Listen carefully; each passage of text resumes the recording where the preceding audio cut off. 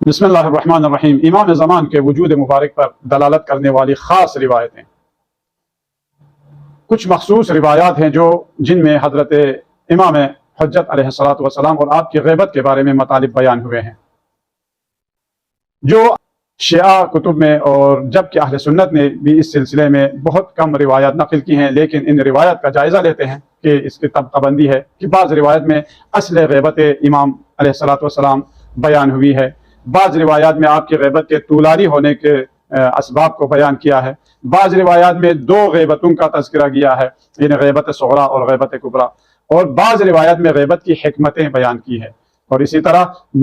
بعض روایات ایسی ہیں جن مد میں سنن انبیاء کا پایا جانا، اور سنن انبیاء میں سے ایک سنت جو ہے وہ غیبت ہے۔ اور آخر میں فرماتے ہیں کہ بعض روایات میں حضرت ولی العصر امام حسن العسکری علیہ السلام کی اولاد میں اور آپ کے بیٹے ہونے پر دلالت پیش کی ہے۔ تو سب سے پہلے جو ہے اصل غیبت امام زمان، جو شیعہ روایات میں تو بہت سارے ہیں کہ امام جعفر صادق علیہ السلام نے فرمایا ان لصاحب هذا الامر غیبت، اس صاحب امر کے لیے غیبت واقع ہوگی۔ جابر بن عبداللہ انصاری نے سرور کائنات سے سوال کیا للقائم من ولدک غیبت قال ان ای وربی، یا رسول اللہ آپ کے فرزند قائم ہیں آل محمد کے لیے کیا غیبت واقع ہوگی؟ آپ نے فرمایا ہاں، خدا کی قسم اللہ اس کے ذریعے مومنین کو سرفراز کرے گا اور کافرین کو نیست و نابود کرے گا۔ یہ رسول خدا سے منقول ہے۔ اس کے بعد آپ اور ہم اگر اہل سنت کے ہاں دیکھیں، اہل سنت کے ان کی روایات میں اگر آپ اور ہم غور کریں تو یہاں پر ملتا ہے کہ سعید بن جبیر انہوں نے ابن عباس سے روایت نقل کی ہے کہ رسول خدا نے فرمایا والذی بعثنی بالحق بشیرا ونذیرا ان الثابتین علی القول بامامته فی زمان غیبته لأعز من الکبریت الاحمر۔ یہ روایت نقل کرتے ہوئے لکھتے ہیں کہ قسم ہے اس ذات کی جس نے مجھے حق کے ساتھ بشیر و نذیر بنا کر بھیجا، جو اس کے زمانہ غیبت میں اپنے قول اور عقیدہ امامت پر قائم رہیں گے وہ کبریت احمر سے زیادہ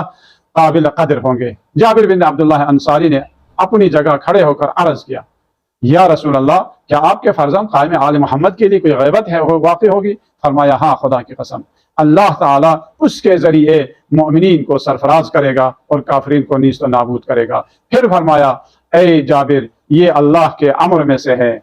اور رازہائے پروردگار میں سے ہیں، جو ایک راز ہے اور یہ ایک اسرار الہی میں سے ہے، پس اس میں ہرگز شک مت کرنا کیونکہ امر الہی میں شک کرنا کفر ہے۔ حسن ابن خالد کہتے ہیں کہ حضرت علی ابن موسیٰ رضا علیہ السلام نے فرمایا یاد رکھو میری نسل میں سے میرا چوتھا فرزند سید الامام کا لال ہوگا،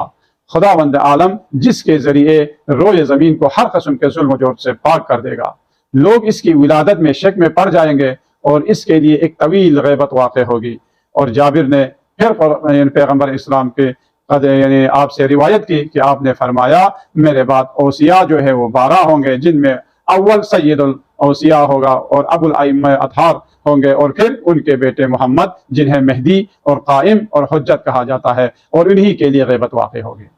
متقی ہندی اپنی کتاب البرہان میں امام محمد باقر علیہ السلام سے روایت کرتے ہوئے رقم تراز ہے کہ آپ نے فرمایا یکون لصاحب هذا الامر غیبت فی بعض هذه الشہاب واوم بیدہ الى ناحیت ذی طوا۔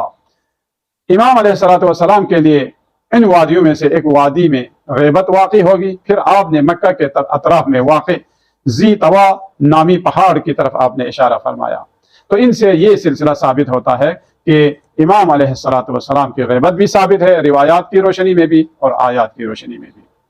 والسلام علیکم ورحمۃ اللہ وبرکاتہ۔